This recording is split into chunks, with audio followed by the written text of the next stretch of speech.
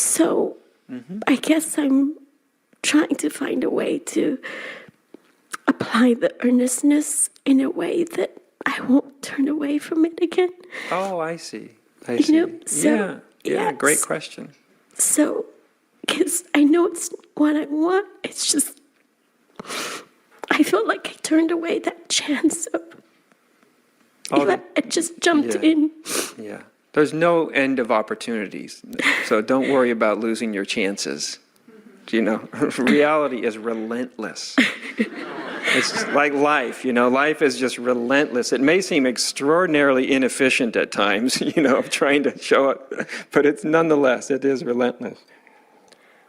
So, like today and yesterday, I've just been sitting and I just pray that it would present itself, and I think that's kind of all I can do. Good, then do that and leave it at that. And just leave it at that.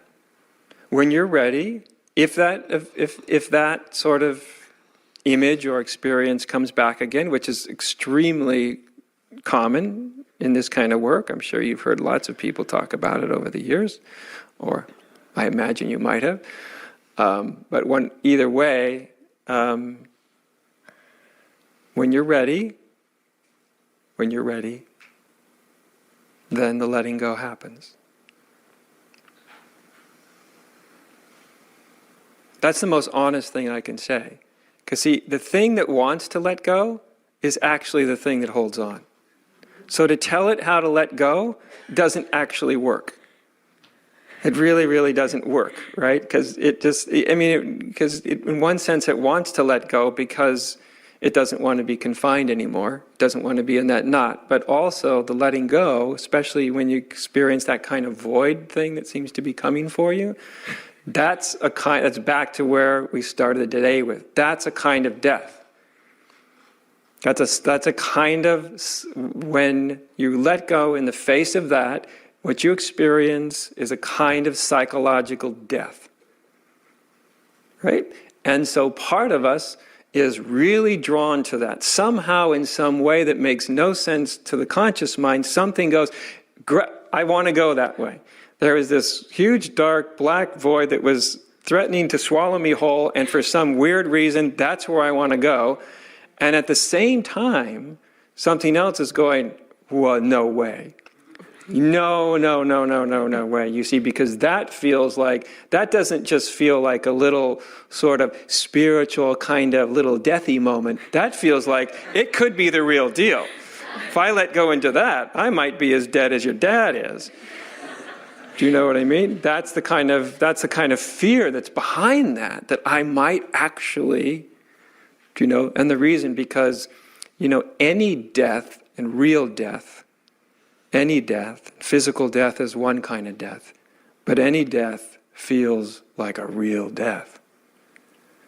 It may be a psychological death, but psychological death, as far as I can see, is actually more frightening than an actual physical death. Because that's what we're afraid of in physical death, is psychologically dying, right? So when we meet that kind of void, it is a kind of death. But you don't push anybody into death. You shouldn't even push yourself into death, into that kind of, even into a sort of inner psychological letting go. When you're ready, it will just happen. And all of your preparing doesn't actually prepare you. And this is why. Because the real answer to your question is where you started with. It's in the one part of yourself that you can't control and you can't manufacture and you can't strategize, and that is your sincerity. You can't manufacture it. You've already got it.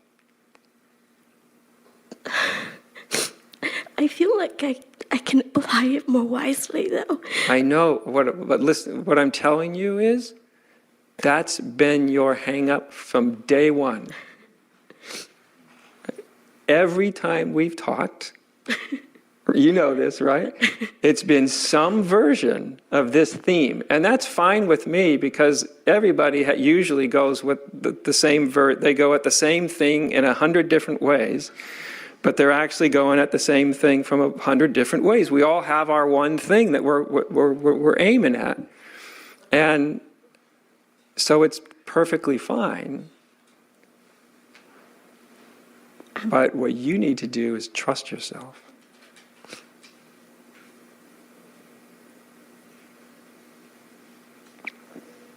It's about the worst thing I could have told you. But I can't put it because how do you tell someone to trust yourself? That doesn't work. You can't say, well, here's the 10 steps to trusting yourself. You either have trust or faith, which some people do, not many. So if you don't feel like you have it, don't worry. You're like most people. They don't have much trust or faith when you get right down to it. You either have trust or faith or desperation. Trust or faith is the easier way to go, but not many people go that way. Most people go the way of, I've just had it. I'm just tired of this. Here's my void again. And gosh, I'm tired of running away from this thing. I'm terrified, and I'm even tired of telling myself I'm not terrified. I'm just tired of all the nonsense. I'm tired of all the strategy. I'm tired of all the ways that I try to complicate myself. I'm just tired. And so I'll just let go. That's desperation. I'm still not sure what my hang-up is. I think not trusting yourself. Oh, okay. I think I can trust in the earnestness. That's what I mean. Okay. In the earnest. See, this. I'm glad you brought it back for this word, because that's what I'm trying to say. And I know that it can be very unsatisfying. I understand that, and I understand the frustration with it. But to tell anybody, just trust your sincerity, in one sense, it's telling them a lot, but simultaneously, it's not telling them anything. It's not telling them, do this, do that. You need to be meditating more. You need to be doing this. You need to be doing that. You're already meditating. You're already going on the retreats. You're already doing these things, right? But nonetheless, even though there's one thing you can't do, right? You can't fake sincerity. Ultimately, you can fake it to somebody else. You can't fake it to yourself. And what I'm really saying is, trust in that, because that's the best, most powerful thing you have. And you have it. And don't for a minute think that everybody does, because they don't. So use you just trust that sincerity. Okay. Really trust it. I mean, just imagine that it's just possible that there is absolutely nothing whatsoever wrong with you at all. Nothing. That every way you think, your mind convinces you don't add up, or you need to be doing this, but you're not doing it. Or you're needing to let go, but you can't quite let go. All the things your mind uses as evidence that you're not quite there. You haven't achieved your own personhood, right? You haven't quite arrived within your own being. Just imagine that none of that was true. You were completely and absolutely 100% complete. Just imagine it for a moment. Can you feel how completely destitute you'd be? You'd be out of a job. You'd be sitting there going, now what am I going to do now? What do I do? I don't know. That's my whole act. That's my whole thing. That's my script in my life. What do I do? Do you get the feeling? I think so. Imagine it. It's devastating in the best possible way.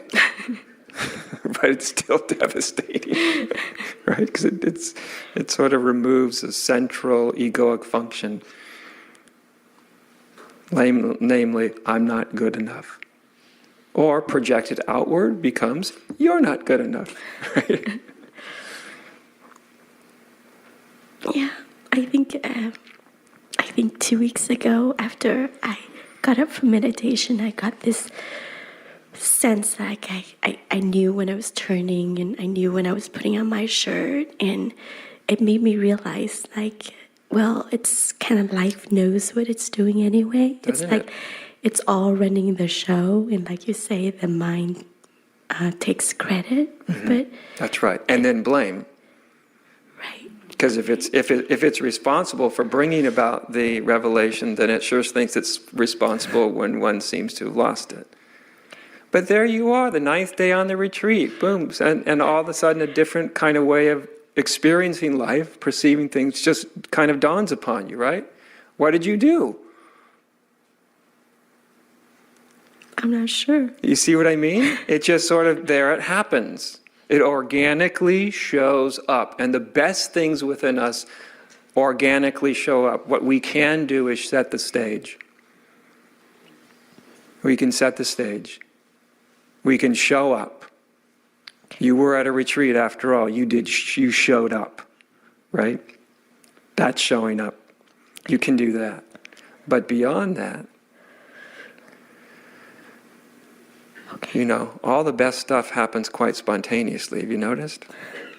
The funny thing as human beings, and it keeps happening that way over and over and over and over and over. Now, good things happen intentionally, but the truly extraordinary things often just seem to come out of the blue. And even though they come out of the blue over and over and over and over and over, it leaves our mind going, now how do I do that? How do I do that I didn't do? How do I create what I didn't create? You know, instead of just staying with, I'll be darned, some of the best things come completely out of the blue, which doesn't mean you have no part to play as a human being.